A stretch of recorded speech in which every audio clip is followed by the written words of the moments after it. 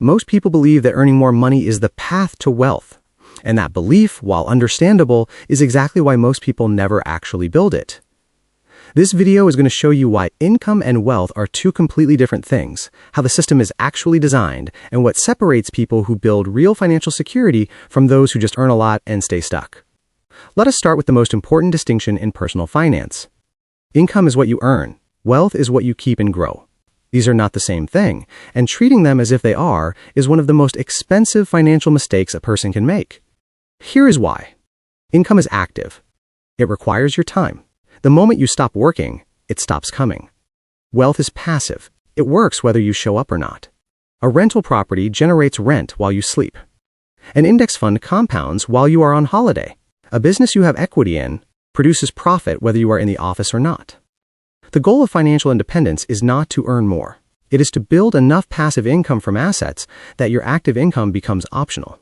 Most people never get there, not because they do not earn enough, but because of something called the income lifestyle trap. Here is how it works. Every time your income increases, your spending tends to increase by roughly the same amount. New salary, new apartment, promotion, new car, bonus, bigger holiday. This is not a character flaw. It is a documented psychological pattern called lifestyle inflation, and it happens to almost everyone who does not actively plan against it. The result is that your savings rate, meaning the percentage of your income that actually gets invested, stays flat or even shrinks as you earn more. You feel wealthier because you are spending more, but your actual net worth is barely moving. And your net worth is the only number that actually matters for long-term financial security. Now here is something most people do not realize about how income is taxed versus how wealth grows. When you earn a salary, that money is classified as ordinary income. In most countries, this is taxed at the highest rates available. In the United States, depending on your bracket, you could be losing between 22 and 37% of every additional dollar you earn just to federal income tax before state taxes are even added. But when an asset you own increases in value and you sell it, that profit is called a capital gain. And in the US, long-term capital gains are taxed at 0, 15, or 20% depending on your income level. Sometimes nothing at all. So the money you work for is taxed heavily. The money your assets make is taxed at a fraction of that rate. This is not an accident. The tax code has always treated ownership differently from labor, which means every dollar you redirect from lifestyle spending into asset building is not just saving money. It is moving money from the most taxed category to one of the least taxed categories in the entire financial system. Now let us talk about why time is the most underestimated variable in building wealth. The mechanism behind long-term wealth building is compound growth. This simply means that your returns generate their own returns. $100 growing at 8% annually becomes $108 after year 1. But in year 2, you are not just earning 8% on the original 100, you are earning 8% on 108. And so on, year after year. The longer this runs uninterrupted, the more powerful it becomes. This is not theory. This is arithmetic.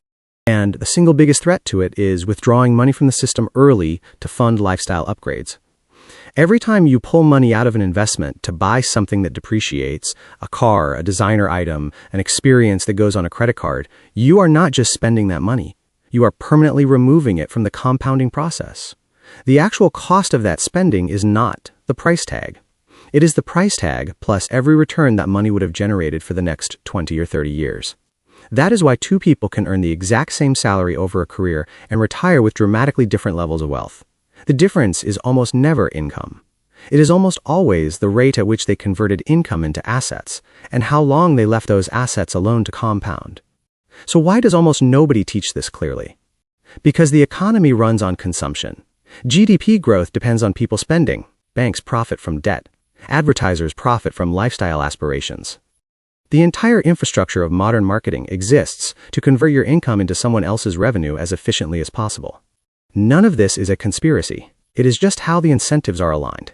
And once you understand that, you start to see spending decisions very differently. Every purchase is either building your net worth or reducing it. There is no neutral transaction. This does not mean you should not spend money on things that matter to you. It means you should be intentional about the difference between spending that genuinely improves your life and spending that is driven by comparison, habit, or the unconscious desire to signal status. The people who build real wealth over time are not necessarily the highest earners in the room. They are usually the ones who decided early that their savings rate mattered more than their spending rate. That asset accumulation was a priority, not an afterthought.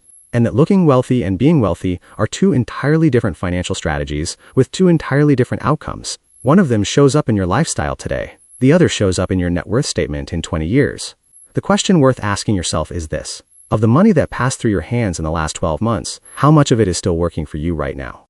Because that number, more than your salary, more than your job title, more than any raise you will ever get, is the actual measure of your financial progress. Here is why. If you save 5% of your income, you are working 95% of the year for your lifestyle and 5% for your future. If you raise that to 20%, you are working 80% for today and 20% for the version of your life that does not require you to trade time for money anymore. The math on this is not subtle. A higher savings rate compresses the timeline to financial independence dramatically. And it does not require a higher income to achieve. It requires a decision about what percentage of every paycheck gets directed toward assets before lifestyle absorbs it. The second shift is understanding the difference between assets and liabilities in practical terms. An asset puts money into your pocket over time. A liability takes money out.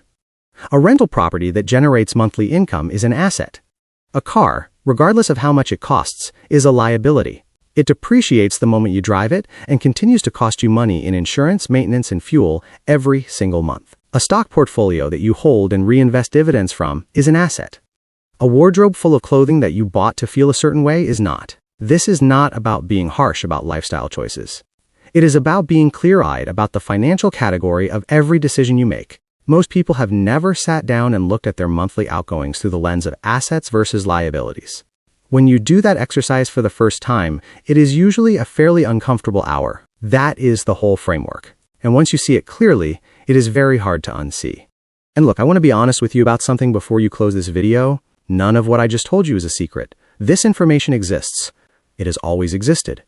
The problem is that it gets buried under 47 different productivity hacks, motivational quotes about hustle, and advertisements for things you do not need. So if this video made something click for you, even one thing, that is genuinely enough for today. You do not need to overhaul your entire financial life tonight.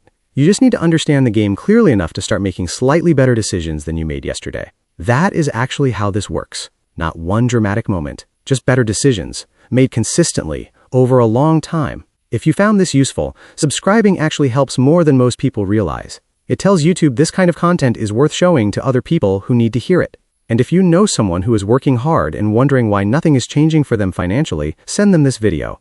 That person probably needs it more than they know. I will see you in the next one.